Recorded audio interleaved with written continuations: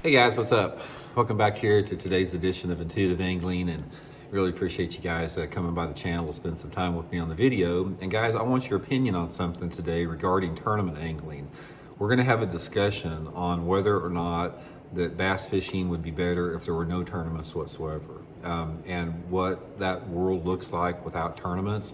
And I really want your opinion on this because it's come up a lot. When I talk about tournament fishing on my channel a lot, I get a bunch of feedback from guys saying there just shouldn't be any more tournaments. So I want your opinion on this. I'm going to give you guys my opinion on it, what I think needs to happen, and I'd be curious to get your guys' feedback as well on the particular video here. Also, guys, just like a quick invitation, like invite everybody to please hit that subscribe button here to Intuitive Angling. It's free and easy to do that. And guys, we lose, here, as you guys know, we lose a ton of people that unsubscribe to Intuitive Angling every week because the sensitive types are very, they get very mad at me for calling their live scope a cheater box, which it is. So if you guys would like to support Intuitive Angling and you're not too offended by me calling it a cheater box, just hit that subscribe button. Really appreciate that. And also, guys, one quick thing I want to share with you. This is a bait I've been doing pretty good on here in Missouri the last couple weeks. This is my Blaukat throwback jig in solid brown, green pumpkin zoom super chunk. This is a great cold water jig combination. You can fish it on bluff banks and channel banks. 1/2 ounce size, brown living rubber skirt. Just cut it down. I trim the skirt down, got a little super chunk junior on there. So I'll put my Blaukat throwback jig link in the description if you guys like to get this specific jig. Can't beat living rubber, guys. There's not many manufacturers that make it, but we make it in the Blaukat throwback jig and living rubber there, so check that out. Okay, this is a conversation that is ongoing. It's like, should or shouldn't there be bass tournaments? So I've been involved with this forever, guys. I got to be honest with you. I have a love-hate relationship with tournaments because I've done it for a living for 35 years. I've loved tournament fishing since I was in high school. But at the same time, I hate it. It's like it's a love-hate deal because the thing about tournament angling is, from a competitor standpoint, you experience every emotion that you have as a human. You experience the highs and the joys at times, the sorrows and the lows at times, the anxiety, the frustration, the exhilaration. It's all over the place, man, if you do it for a living. And that's exhausting after a while. But what I want to hear from you guys, and what I want to know as far as, is our sport going to be better off without tournaments, period? And I got to tell you guys, from looking at it, if I just step back and look at it from a third party perspective and don't get my own personal feelings in it, yes, our sport of bass fishing would be much better off without tournaments. I think tournaments do far more damage than they do far more good as far as the sustainability of our fisheries and the quality of our fisheries. The decline that we have seen in fishing in terms of the size of bass and the numbers of bass are pretty much a direct result of tournament bass fishing. Tournament bass fishing has put a epic proportion of fishing pressure on lakes across the country, and not just fishing pressure, but good fishing pressure, guys that know what they're talking about.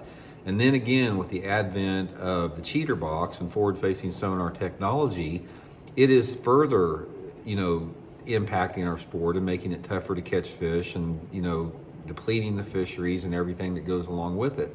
So from that standpoint, I don't think anybody could argue the fact that our bass fishing would be better in this country without tournaments. So this is one of those things that's like, what can you do about it? It's like when you have a reality of bass tournament fishing that has an impact on the fisheries like we've seen it, what steps can be made in order to maybe work within both areas of people that like tournaments and people that don't have tournaments. Now, here is sort of my recommendation on it. Tournaments aren't ever going to go away as long as there's guys out there willing to throw their money away at tournament fishing, because it is a money pit, guys. If you would be better off going to Las Vegas and putting your money down on a blackjack table or a craps table than you would going to a tournament. Tournaments are a money pit. There's a handful of people that can consistently profit from it, but it's a handful. It's like a 1%. For 95, 98, 99% of the bass fishing tournament public, it's a money pit. So that's one reality to it, but it's never going to go away as long as it's never going to go away as long as you have this avenue to feed an addiction, because tournament bass fishing for a lot of people is an addiction, and they're willing to lose all their money, they're willing to lose their relationships, they're willing to lose their family, they're willing to throw it all away just for that endorphin and adrenaline rush of occasionally doing well in a tournament. So from that standpoint, that's one deal, but so it's always going to be around. So given the fact that I don't see it going away, this is what's got to happen to where, in my opinion, where it can operate healthy on both sides. Number one is we have got to start limiting the number of tournaments. What you have right now, it's the same with developers and the zoning and planning commissions and cities that just do anything a developer wants, and they can destroy as much wildlife habitat as they want and get away with it. It's the same thing in the tournament realm, because you have these chamber of commerces and local authorities and everything that want to bring as many tournaments into an area as they can, into a lake, to stimulate the economy, and they don't give a crap about what it's doing to the fishery, because they see it as nothing but a resource to bring money into the economy. So those people aren't going to be the adults in the room, and they're not going to stand up and say, okay, we're going to limit the amount of tournaments that you have. And then the same with like the conservation departments and the water patrol. I haven't seen any effort on the part of the water patrol, like here in Missouri, to limit and regulate the number of tournaments we have on a lake. Shoot, at Table Rock Lake last year, guys, we had several days last spring where there were over 1,000 tournament boats on Table Rock Lake, which is freaking stupid. It's ignorant that people would allow that to take place. So until we get adults in the room, and that's the phrase that I use, because there's a lot of people in this country in the positions of power at our top political levels and even at a state level, like tournaments on lakes, that don't know what the hell they're doing. They're faking it. They don't know. They're not smart. They've been thrust into a position of power by whatever means that got them there, special interests usually, and they're making very poor decisions for the sustainability of our fisheries. So we have got to get people in positions of authority, like at the conservation departments, at the water patrol, at the zoning and planning commissions, at the chamber of commerce, all of the local and state, agencies that are responsible for having tournaments in, and have them put a strict limit on tournaments. Like, for example, at Table Rock Lake, instead of allowing 4 or 5 tournaments on one Saturday, just say, no, you get one tournament. You're going to have to file a permit for this, and we're going to allow one tournament per day on the weekend. And there's 52 weeks in the year, guys. You don't have to pack everything into the third week of April and all your tournaments. Stagger them out through the year. You got literally 52 weeks that you can have tournaments. And that right there is going to really lessen the impact. But right now, there are way too many tournaments, there are way too many tournament anglers, and it's having a severe impact on the fishery. 30 years ago, it was not like this. 25 or 30 years ago, we had a fraction of the tournaments and a fraction of the tournament anglers, yet we've had no concerted effort to address this exploding growth within the tournament fields that is having an impact on our fisheries. Nobody stood up and become the adult in the room to say, no, guys, we can't do this. We can't do it from a conservation standpoint. We can't do it from a sustainability standpoint. We can't do this from a safety standpoint. Nobody has stepped up and said no to this. And it makes me sick, because it's a combination of greed, ignorance, and apathy of the people that are actually responsible for allowing these tournaments in there. I would love to sit in the room down at Table Rock Lake about the people that have to issue permits for these tournaments and just see what they say about it, and get into their mind about what they're thinking and how they think it's cool to allow 1,000 tournament boats on Table Rock Lake on one particular day. Because, like I said, these people don't know what the hell they're doing over there. They're in positions of authority, and they don't deserve to be there.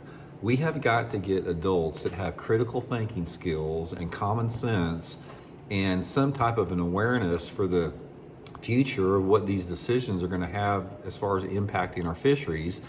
And right now, we don't have it. But yeah, to get back to the point, and that's the thing I want to ask you guys. Our fishing would be much better off with tournaments. I mean, there was a point back in the 1970s when Ray Scott was really, really into the environmental issues, and he was really, really going out of his way to nail polluters and peg companies that pollute. We don't have that anymore. That was the only benefit the tournaments brought into fishing in general, was the conservation and environmental efforts of Ray Scott back in the 70s. You don't have that anymore. So therefore, the entire premise of tournament fishing is just like some parasite sucking away the life of bass fishing in this country. And I've earned the right to say that, guys. I've been to tournament fishing. I've been part of the problem. I've been to tournament fishing my whole life, and being a tournament fisherman, I've seen the impact that it had.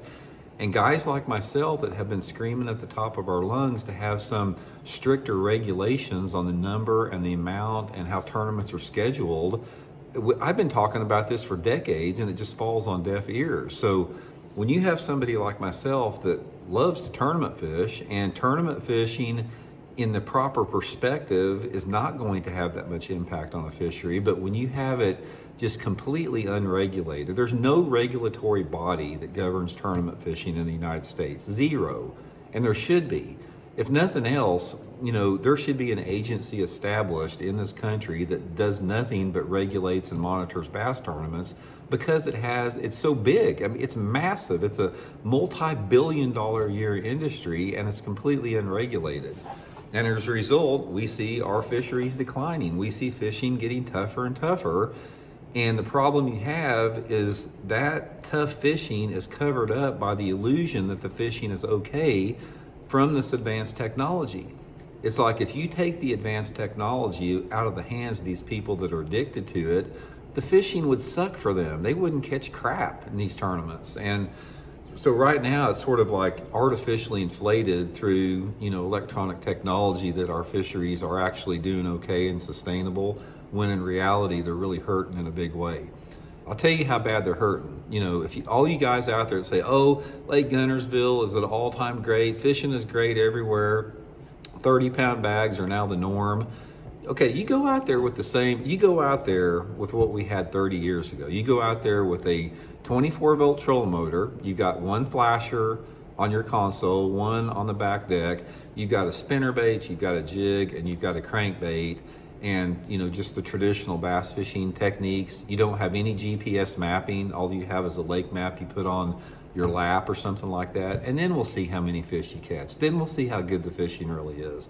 But until you do that, don't try to spin it into thinking that fishing is okay and our fisheries are healthy, because they're not. I can tell you right now, our fisheries are suffering right now because of overfishing. So much of that is due to tournament fishing.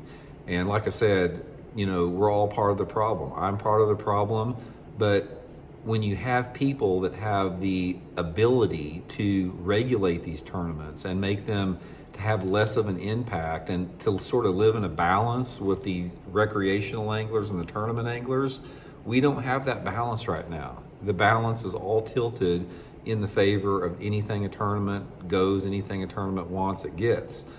So anyway, guys, let me know what you think. I wanted to throw that question out to you guys. Do you think they'd be better off without tournaments? And we'll check in later. See y'all.